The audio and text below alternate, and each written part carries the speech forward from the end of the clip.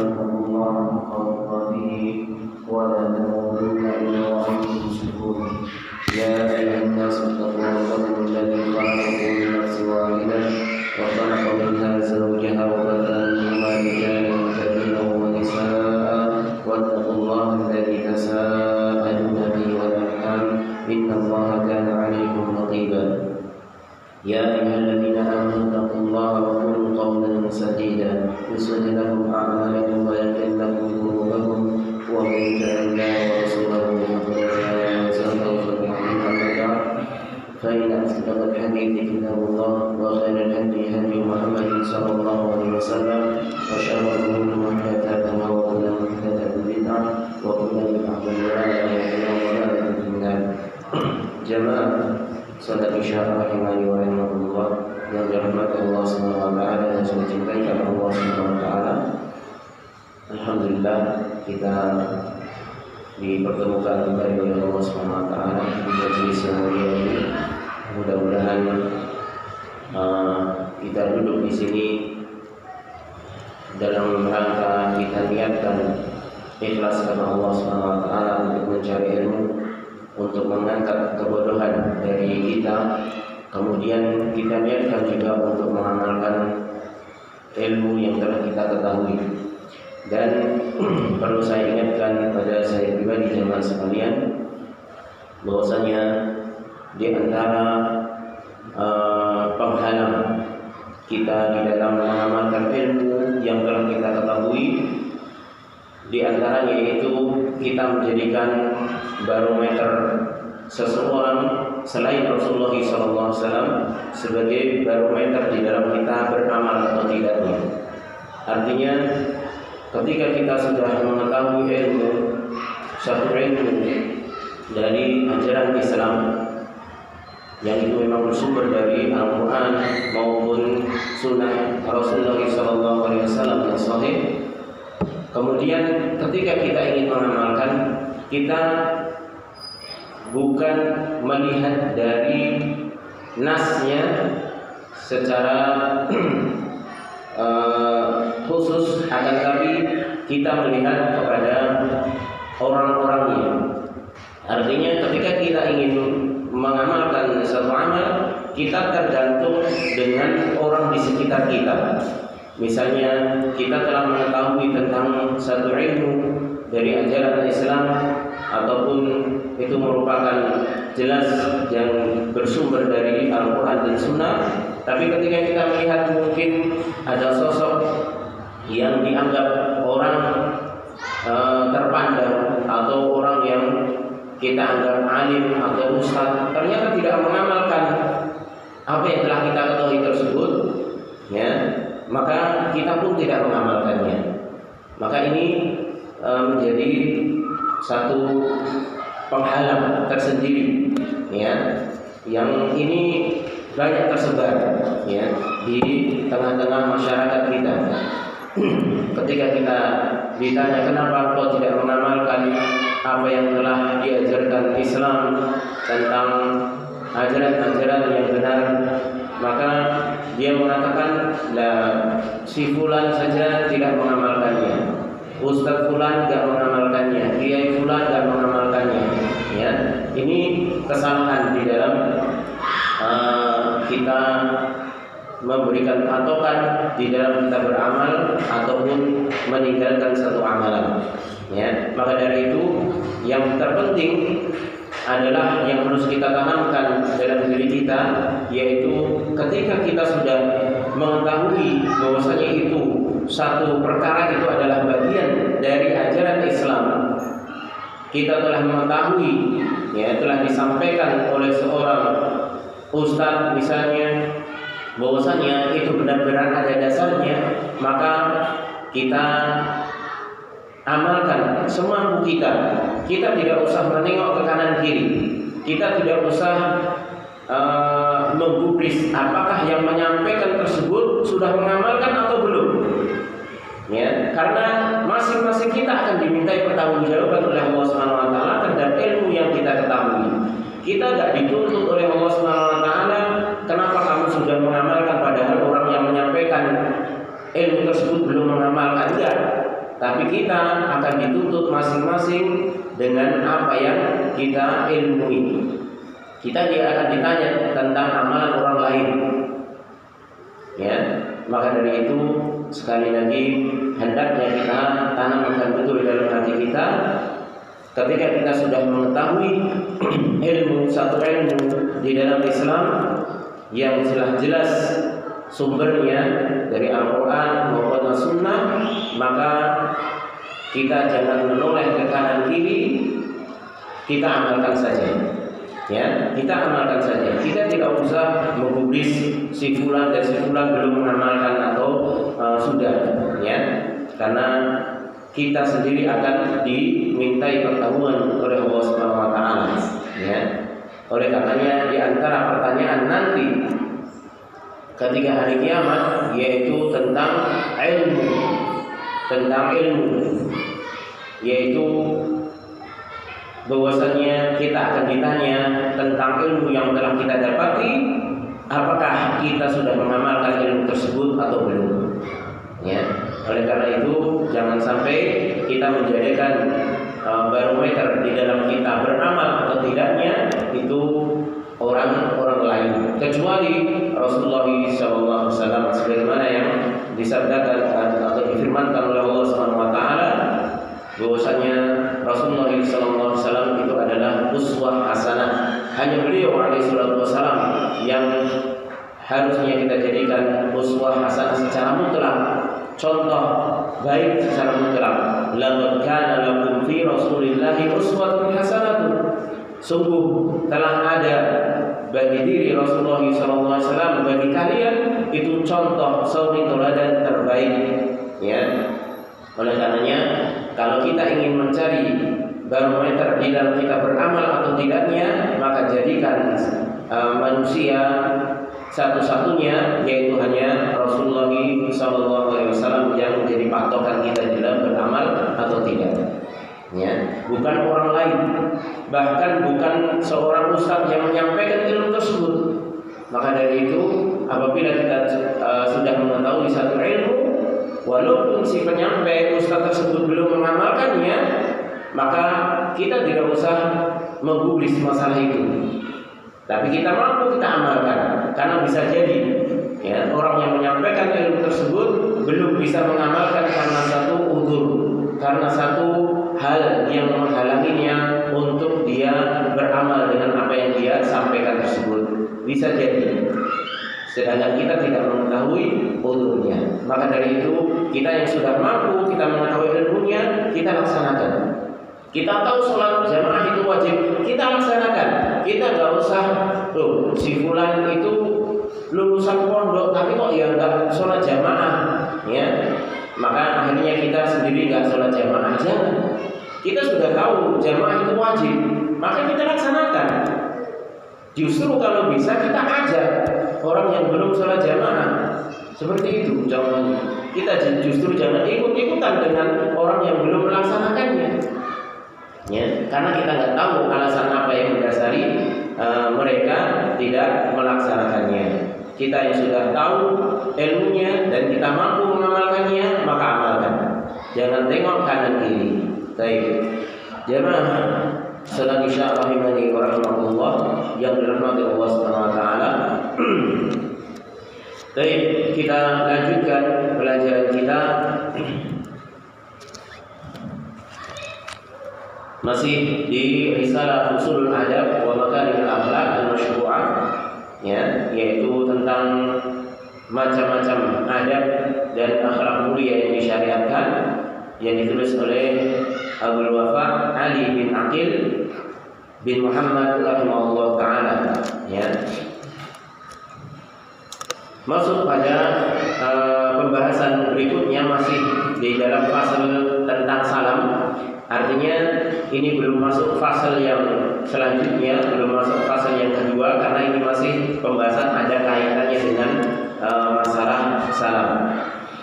Qala rahimahullah, berkata rahimahullah, yaitu penulis kitab ini,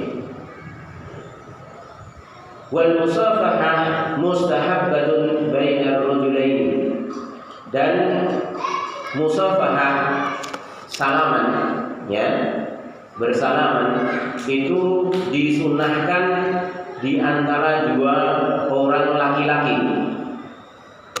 Ya, ini masih dimasukkan ke dalam pembahasan salam karena musafahah itu berkaitan erat dengan salam. Ya, makanya ini tidak dimasukkan ke pembahasan lain, ke fasal lain, tapi pasalnya masih pasal tentang salam. Karena biasanya orang kalau setelah salam salaman, ya, makanya di sini dibahas tentang bab al-musafahah. Wa dhahiru kalamil muallif rahimahullah, kemudian dijelaskan di sini oleh Syekh Khalid bin Ali Al-Musyaikhi hafizahullah taala, dan dhahir yang nampak dari ucapan muallif yaitu musafahah itu disunnahkan di antara dua orang laki-laki. Annal musafahata khasatun birrajulain, bahwasanya musafahah salaman, ya, itu khusus bagi dua orang laki-laki saja. Ini zahirnya, zahir ucapan dari penulis. Wa hadza fihi nadhar. Akan tetapi ini perlu ditinjau kembali, ya.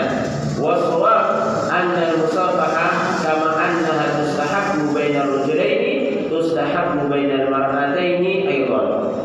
Dan bahwasanya yang benar sebagaimana musafahah bersalaman itu disunahkan antara dua orang laki-laki, maka disunahkan pula di antara dua orang perempuan. Ya, jadi sunnahnya itu tidak hanya laki-laki saja, tapi untuk perempuan, sesama perempuan ini juga disunahkan. Karena yang namanya syariat, ya, yang namanya syariat ketika membicarakan sighahnya itu dengan bentuk laki-laki rajul, maka itu ketika tidak ada pentaksis, ketika tidak ada yang mengkhususkan bahwasanya itu untuk laki-laki saja, maka hukum tersebut mencakup laki-laki maupun perempuan. Ya, karena an-nisa syiqaqul rijal, ya, wanita itu adalah saudara laki-laki. Artinya statusnya sama di sisi Allah Subhanahu wa taala, dari sisi pensyariatan. Sama ketika syariat-syariat yang lainnya, ketika syariat sholat, syariat zakat, ya, walaupun misalnya zakat itu pada dasarnya adalah pemilik harta itu adalah laki-laki, ya, karena yang mencari nafkah laki-laki, ya, kemudian harta laki-laki itu lebih berpotensi untuk menjadi banyak, ya, makanya diwajibkan zakat. Akan tapi bukan berarti wanita itu ketika memiliki harta yang banyak tidak wajib zakat, walaupun bentuk perintahnya untuk laki-laki. Ya, dikarenakan apa? Dikarenakan syariat itu berbicara sesuai dengan ghalibnya, sesuai dengan rata-ratanya. Ya, seperti berbicara ketika iman antuk minu, ya, berbicara dengan simbol dengan bentuk yaitu dhamir laki-laki, kata ganti laki-laki dengan antum, ya. Kalau perempuan kan dengan antunna, ya, tapi dengan dhamir antum laki-laki. Tapi bukan berarti wanita nggak diwajibkan beriman. Semua diwajibkan beriman, laki-laki perempuan. Kenapa? Karena memang asalnya pensyariatan itu untuk laki-laki dan perempuan, walaupun ketika di dalam pembicaraan itu diwakili oleh laki-laki, ya, diwakili oleh laki-laki, karena memang laki-laki adalah al-qawamun 'alan nisa, ya, yaitu sebagai pemimpin bagi wanita, ya, sebagai perwakilan saja. Kecuali kalau memang di dalam syariat itu ada pengkhususannya sendiri-sendiri, Seperti apa? Misalnya di dalam pembagian warisan laki-laki itu bagiannya 2 kali lipat dari bagian perempuan, ya. Kalau ini ada khusus memang, ya. Ini ada pembagian khusus di dalam syariat, ya. Akan tapi ketika tidak ada yang mengkhususkan, maka kembali ke asal bahwasanya cakupannya itu mencakup laki-laki maupun perempuan. Li hadits al-Bara radhiyallahu anhu anna Nabiy sallallahu alaihi wasallam qala, dari hadits ya Al-Bara bin Azib radhiyallahu anhu bahwasanya Nabi sallallahu alaihi wasallam bersabda, "Ma min muslimaini yaltaqiyani fayatasafahani illa ghufira lahumā qabla an yatafarraqā." Tidaklah 2 orang muslim, artinya baik laki-laki maupun perempuan. Tapi artinya harus sejenis, ya.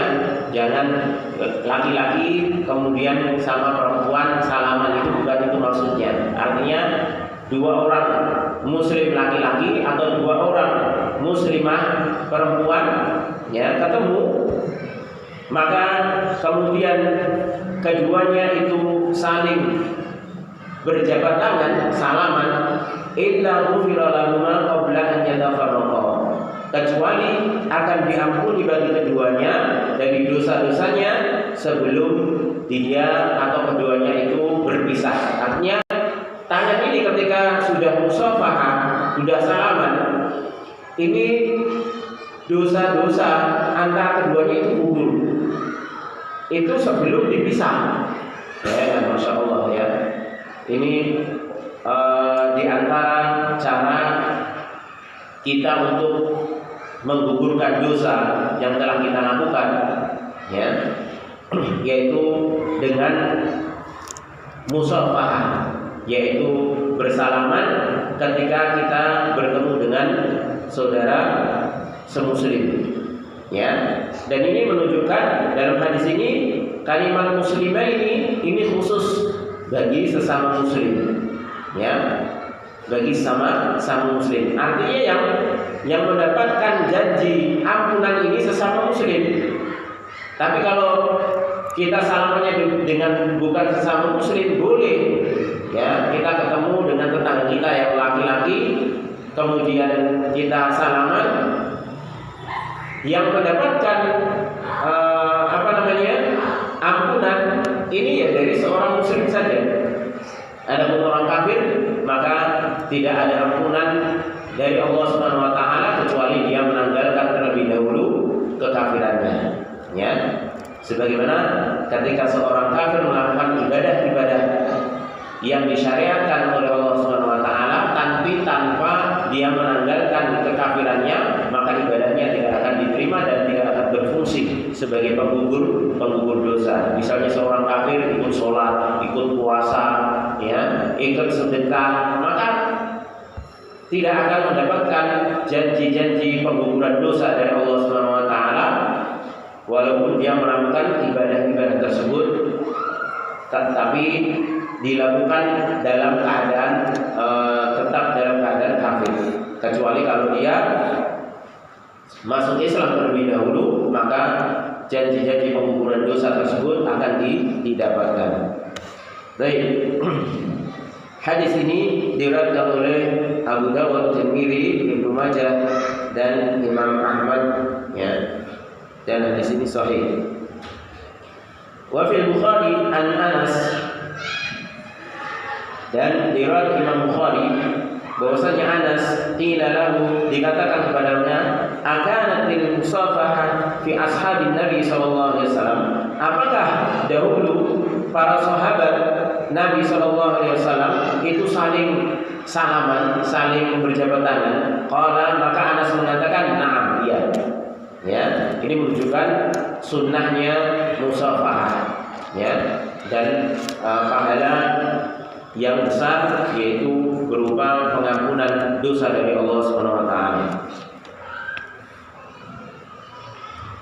Wa idza safahahu yustahabbu lahu alla yanzi'a yadahu hatta yanzi'a al-akhar yadahu illa bihajatin kama fi hadits Anas radhiyallahu anhu. Dan apabila seorang itu bersalaman, maka disunahkan baginya untuk tidak menarik tangannya sampai lawannya yang dia salami tersebut, yang dia jabat tangan tersebut itu menariknya, kecuali kalau ada kebutuhan. Ya, ini pada asalnya kita disunahkan untuk tetap menjabat tangan dan kita tidak menariknya lebih dulu kecuali lawan kita menariknya. Kecuali kalau kita ada keperluan. Misalnya Pak, kita salaman ketemu di waktu kita jalan. Kita ada perlu yang sangat mendesak. Ya nggak mungkin ngobrol. Kita cukup assalamualaikum, kemudian kita berjabat tangan, kemudian kita berlalu. Ya, ini ada kebutuhan. Ya, tapi kalau kita tidak ada kebutuhan, maka sunnahnya tetap pegang tangannya sampai dia yang menariknya. Ya, ini sebagaimana dalam hadis Anas, karena Rasulullah sallallahu alaihi wasallam idza istaqbalahu ar-rajul safahahu la yanzi'u yadahu hatta yakuna huwa alladhi naza'a wa la yusarrifu wajhahu an wajhihi hatta yakuna ar-rajul huwa alladhi yusarrifu. Dalam hadis riwayat Tirmidzi dan Ibnu Majah, bahwasanya Rasulullah sallallahu alaihi wasallam apabila seseorang laki-laki menemuinya, maka Rasulullah SAW menyalaminya, berjabat tangan dengannya, la yanzi'u yadahu. Rasulullah SAW tidak menarik tangannya sampai orang tersebut yang menariknya, dan Rasulullah tidak memalingkan wajahnya dari wajah orang tersebut sampai laki-laki tersebut yang memalingkannya sendiri. Ya, artinya ini bentuk bagaimana Rasulullah SAW itu kasih sayang dan menghargai dari kalangan sahabat-sahabatnya. Ya, sampai ketika seorang sahabat itu bersalaman dengan beliau, maka beliau tak menarik tangannya terlebih dahulu, nunggu orang tersebut menariknya, dan beliau terus menghadapkan wajahnya ke orang tersebut sampai orang tersebut sendiri yang berpamitan, artinya memalingkan wajahnya. Ya, dan ini bentuk akhlak yang mulia dari beliau alaihi salatu wassalam. Ya, istilahnya kalau orang Jawa ngajeni, ya, masa salaman karo mlengos. Ya, ini berarti menunjukkan tidak beradab dengan adab Islami. Ya, makanya adabnya yang diajarkan oleh Rasulullah SAW yaitu ketika bersalaman maka tidak menarik terlebih dahulu tangannya, atau dia tidak memalingkan wajahnya terlebih dahulu ketika bertemu. Ya. Baik. Qala, kemudian muallif penulis di sini mengatakan wala yajuzu musafahatun nisa asy-syawab li'anna dzalika yuthiru syahwat.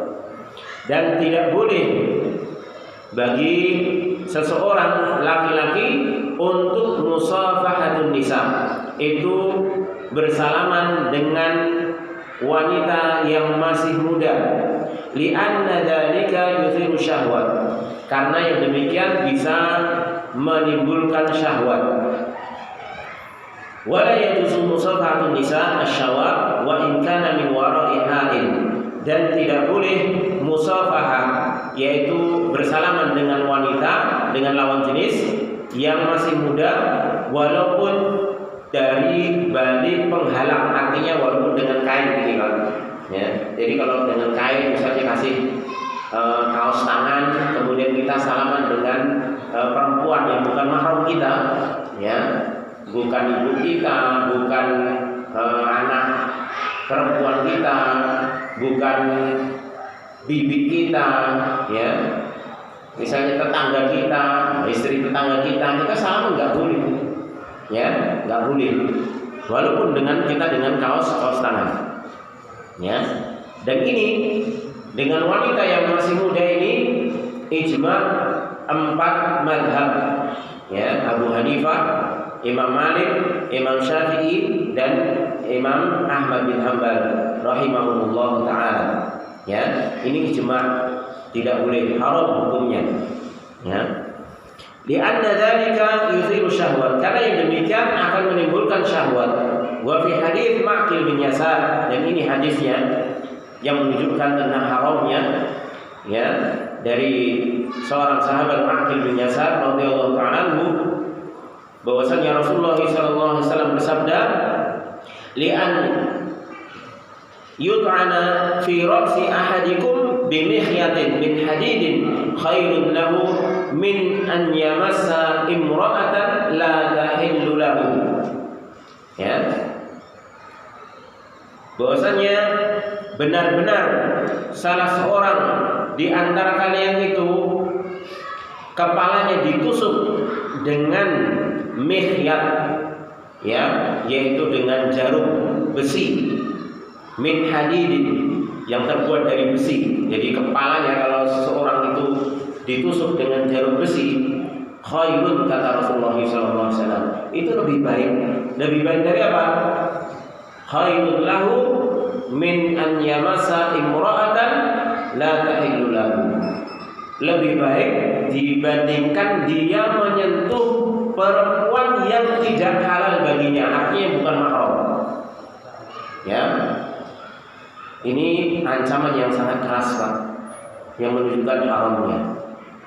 Hadis ini diriwayatkan oleh At-Tabrani fil Mu'jam al-Kabir. Ya.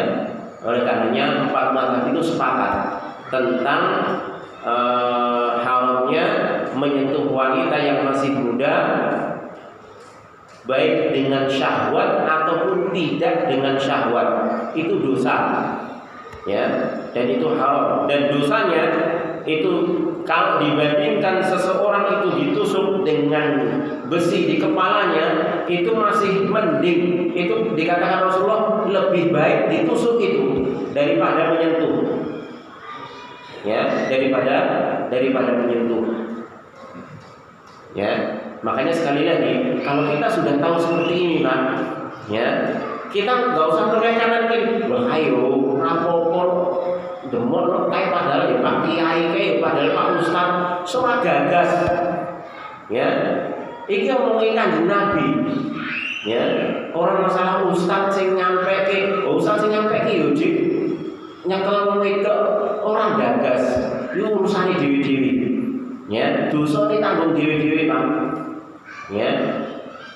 Tapi kita kalau sudah tahu, sudah ngerti, maka jangan coba-coba. Ya. Jadi nasihat untuk kita semuanya. Kita saling menasihati. Ketika kita sudah tahu, sudah laksanakan. Ya. Karena ini dari Rasulullah SAW, as-shadiqul masduq, seorang yang jujur dan dipercaya. Ya. Dan beliau sendiri sudah mengatakan, inilah usabiun nisa, sesungguhnya aku itu tidak pernah menyentuh wanita yang bukan mahram. Ini Rasulullah SAW. Ya, sudah memberi contoh sendiri. Makanya kalau mau pengen menjadikan sosok contoh teladan secara mutlak, ya contoh Rasulullah SAW. Jangan orang lain, jangan ustadznya, jangan kiainya, ya. Karena yang namanya orang lain selain Nabi SAW bisa saja tergelincir dalam kesalahan. Ya.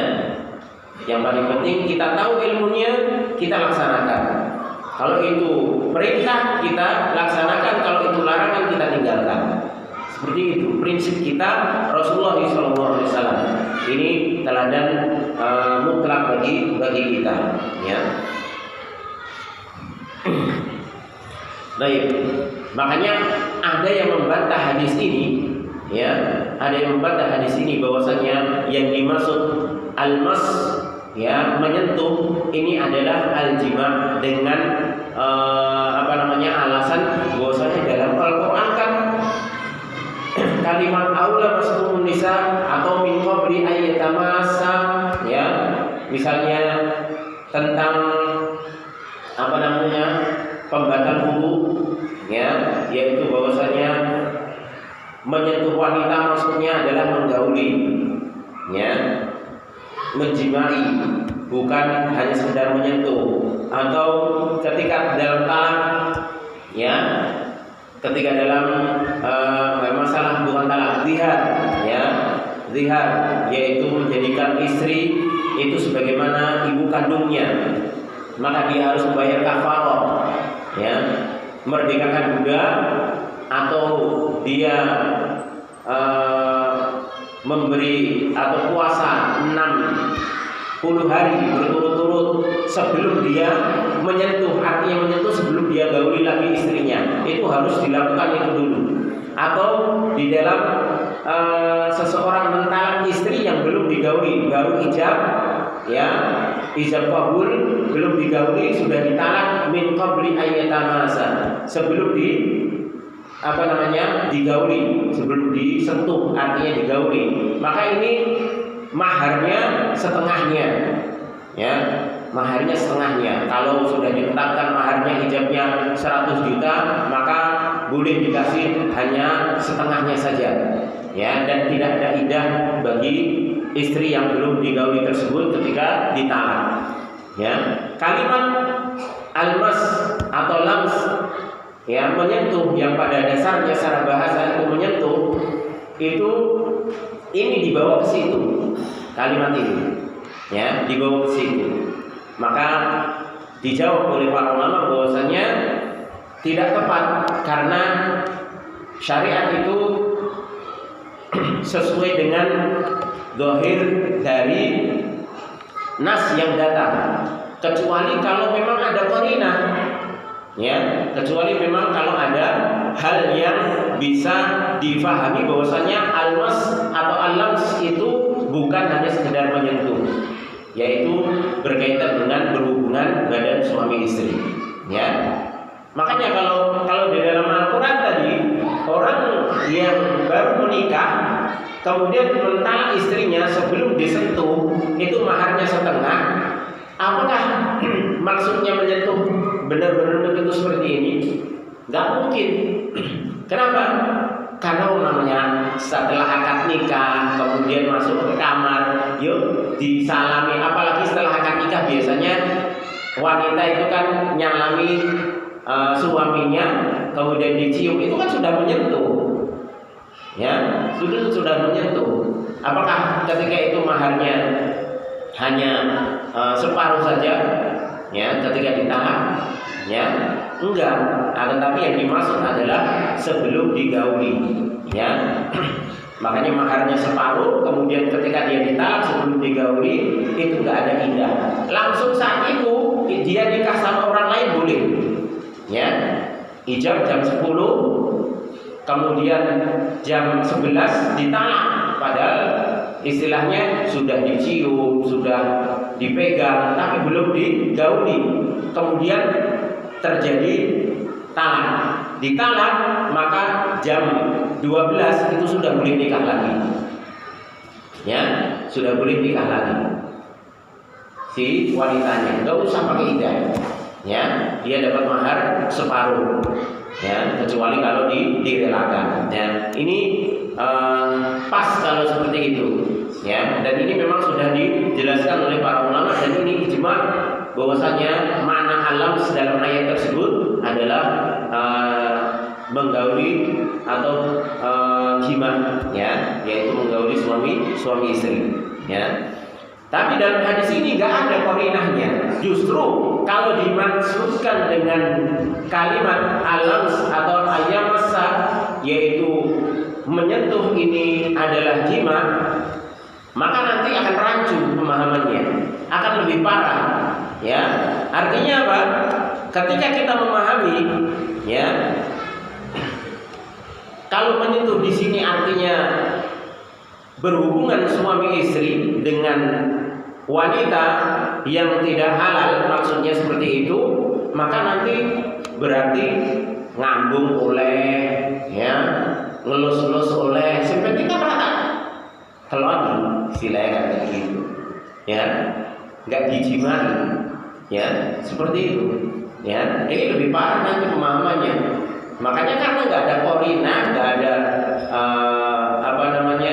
sesuatu yang memalingkan makna asli dari almas, yaitu menyentuh, bersentuhan kulit, maka ini kembali ke asal dari kalimat tersebut, yaitu menyentuh dalam artian menyentuh kulit dengan kulit, ya.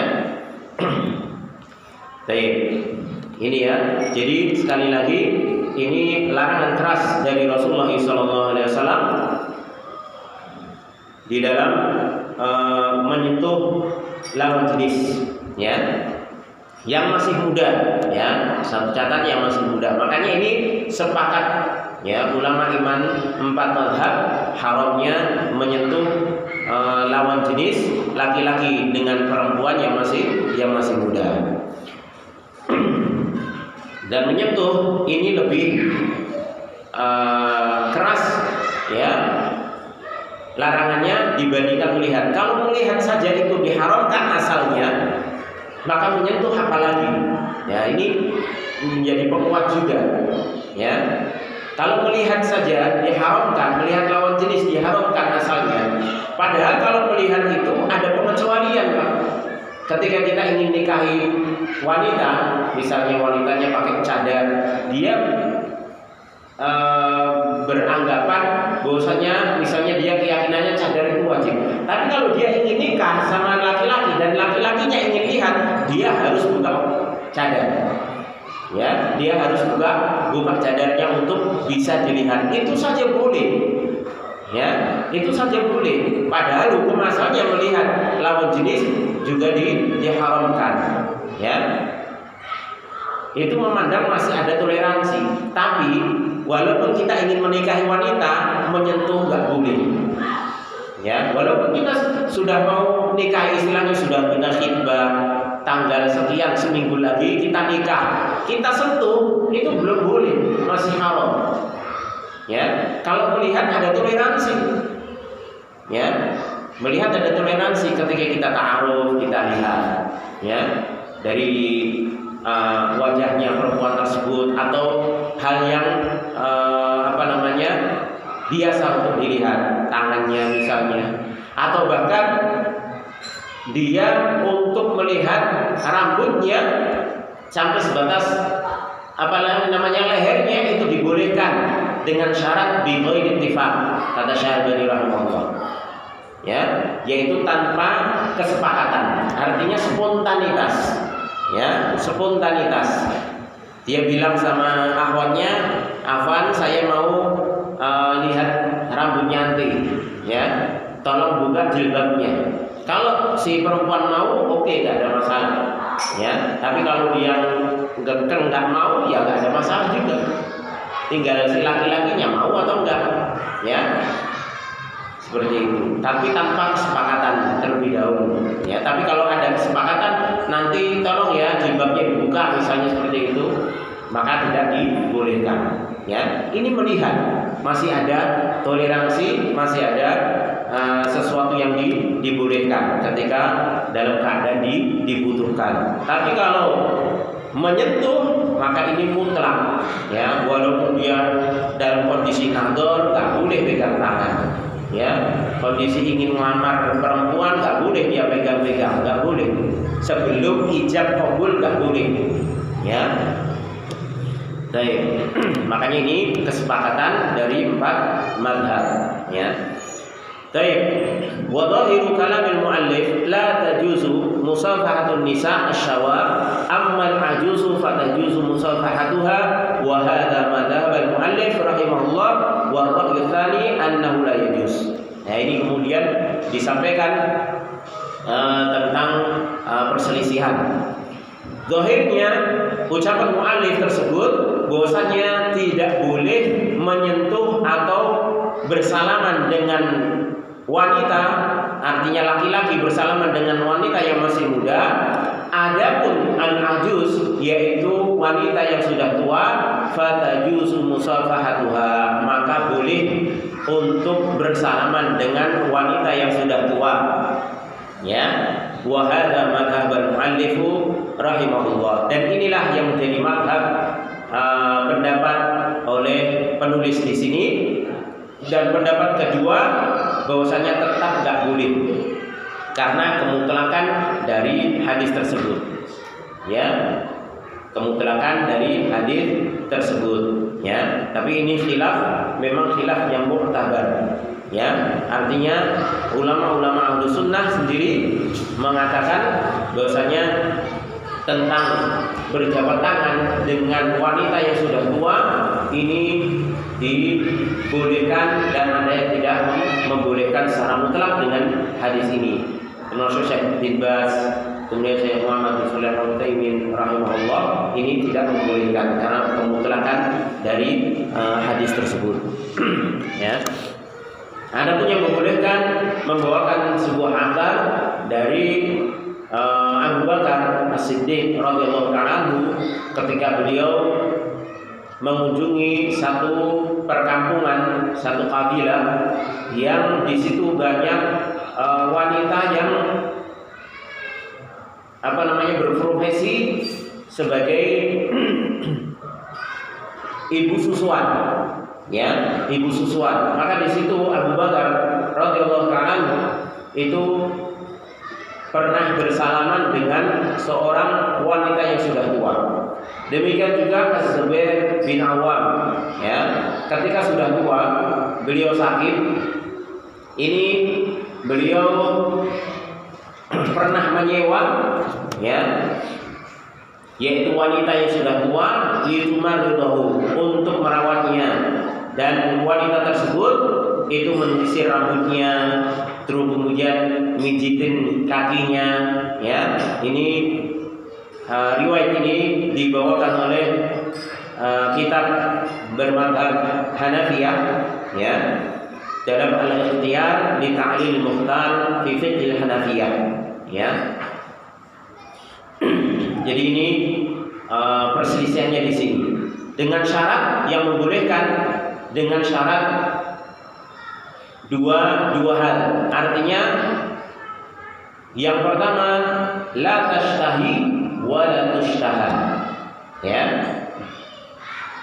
Yang pertama yaitu la tashtahi, wanita tersebut, ya, itu tidak berhasrat lagi, artinya sudah tidak memiliki syahwat lagi.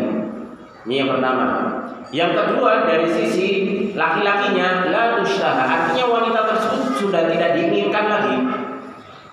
Ya, laki-laki mandang dia juga sudah nggak ngerti karena sudah tua, ya, mungkin bisa misalnya umur 80, ya, atau 60 ke atas, tapi sudah tua, ya, wis jadian misalnya di sawah wis ora ngerti, ya. Si wanita tuanya juga sudah nggak bersyahwat lagi, yang nyawang ya wis ora sep meneh. Nah, ini bagi pendapat yang membolehkan, ya. Dan di antara alasannya juga adalah kias terhadap anak kecil, ya.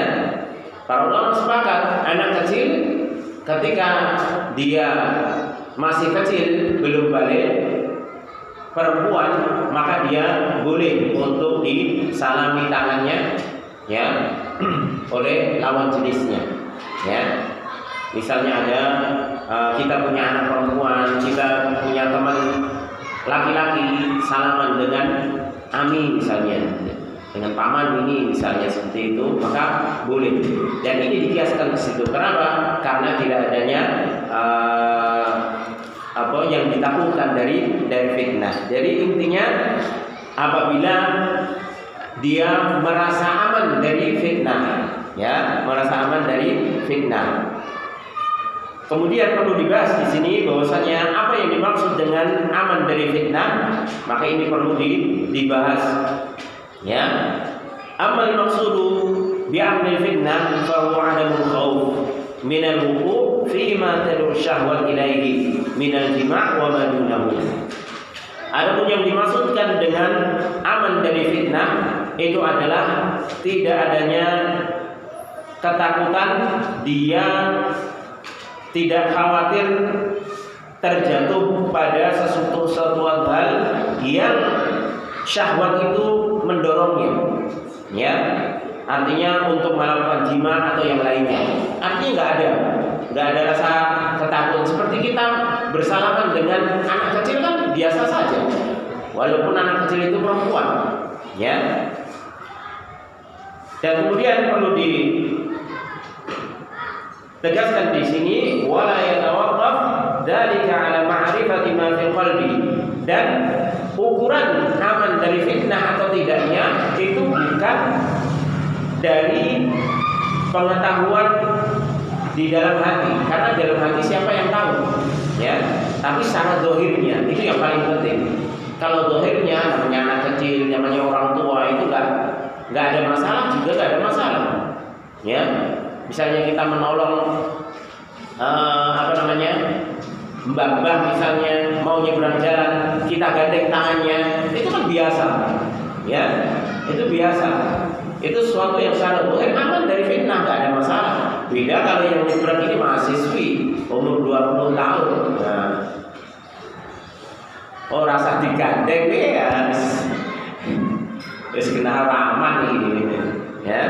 Nah, seperti itu. Tapi kalau mbah-mbah ini orang maklum, ya, mosok sampai nganu karo mbah-mbah gitu ya. Apane mbah-mbah wis lumur-lumur nganggo teken, ya. Seperti itu, ya. Jadi sebagaimana kata Imam An-Nawawi dalam syarah Majmu' Al-Muhadzab, ya. Beliau mengatakan wa ruju' fi dhabti hadza ila al-urfi, dan batasan aman dari fitnah itu kembali, ya, kepada uruf, ya. Definisinya aman dari fitnah itu kembali ke uruf. Jadi kalau orang lihat wis tuwa di kanti di seberangke itu biasa, ya, itu sudah dikatakan aman dari fitnah itu seperti itu, ya. Jangan orang berarti masalah hati kayak ini bukan urusan orang untuk menilai hati. Makanya tidak dilihat dari sisi bagaimana apa yang di dalam hatinya tersebut, ya. Baik, kalau dilihat dari sisi hatinya nanti orang beralasan nyekel wong wedok sing ijik enom, nah sing penting atiku ora apa-apa ya ora tenan, ora anu. Nah, ini malah jadi alasan yang enggak pas nanti, ya. Ya. Oleh karenanya di sini dikatakan wa inna ma yatawaqqafu ala qaulil mar'ah. Maka dari itu yang menjadi patokan aman atau tidaknya dari fitnah itu adalah bagaimana kondisi wanita tersebut, ya. Bagaimana kondisi wanita tersebut? Qad balaghat haddan la tashtahihi attiba'adatan, ya. Maka karena kondisinya bagaimana dan kalau kondisi wanita tersebut itu sudah mencapai batas dia tidak bersyahwat lagi dan juga tidak diinginkan lagi, maka ya sudah, itu menunjukkan aman dari fitnah, ya. Jadi sekali lagi syaratnya la tashtahi wa la tushtaha, ya, tidak bersyahwat wanita tersebut, karena memang wanita itu kan sumbernya fitnah, ya. Sebagaimana Rasulullah SAW bersabda, "Ma taraktu ba'di fitnatan hiya adurru 'ala rijal minan nisa." Tidaklah aku tinggalkan satu fitnah yang lebih berbahaya bagi laki-laki daripada wanita. Makanya syaratnya la tasyahi, wanita tersebut tidak berhasrat lagi, ya. Atau dia la tushtaha, dan dia ketika dipandang itu sudah enggak menimbulkan syahwat bagi orang yang memandang, ya. Jadi ini dua syarat bagi yang membolehkan. Tapi sekali lagi sebagian ulama memandang tetap mutlak larangan dari hadis Nabi SAW tersebut, ya. dan yang lebih berhati-hati wallahu alam, yaitu ketika kita bisa menghindari maka kita hindari, kecuali memang ada kondisi yang memang mengharuskan seperti tadi, ya, nyeberangi jalan, ya. Kalau sudah nggak bisa jalan cepat, ya mau gimana lagi? Kita gandeng tangannya nggak ada masalah, ya, insyaallah taala.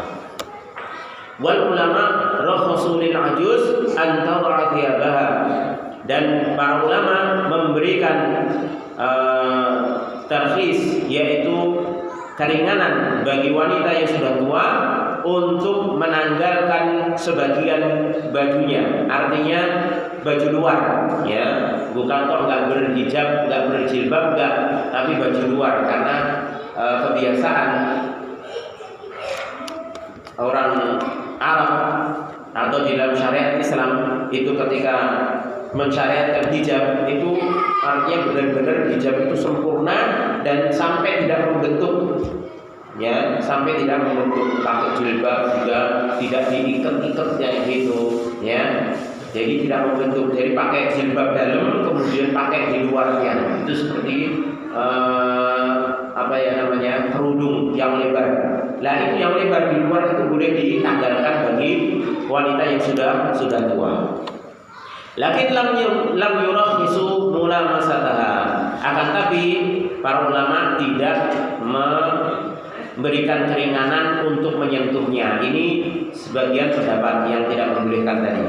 Wastadalla al-muallif rahimahullah biqaulillahi azza wa jalla. Adapun penulis di sini beliau berdalil dengan firman Allah Subhanahu wa taala, wal qawaidu minan nisa'i allati la yarjuna nikahan falaysa 'alayhinna junah an yad'na thiyabahunna ghayra mutabarrijatin bizinah. Ini dalilnya dari penulis, ya. Dan wanita-wanita yang sudah tidak menginginkan lagi untuk menikah dan dia juga sudah tidak diinginkan untuk dinikahi, maka tidak ada bagi dirinya itu dosa untuk dia menanggalkan sebagian pakaian luarnya tanpa mereka untuk bertabarruj, berdandan, ya, dengan perhiasan, ya. Artinya sudah biasa tanggalkan, ya, tapi tetap tidak boleh dandan minor, ya, karena ada sebagian nenek-nenek itu yang berdandan minor. Kalau seperti ini masih masuk ke dalam keumuman keharaman, ya, tidak ada khilaf. Yang ada khilaf itu kalau memang dia sudah tidak bersyahwat dan dia tidak juga diinginkan, ya, dia nggak ingin nikah, juga orang lain nggak ingin nikahi dia, ya, dia sudah nggak ingin hubungan suami istri, dia juga sudah tidak diinginkan untuk dihubungi, ya. Ini namanya al-qawaid, ya. Tapi kalau walaupun 60 masih menor, ya, masih gandeng brondong, ya, ini masih masuk larangan, ya, secara umum, ya.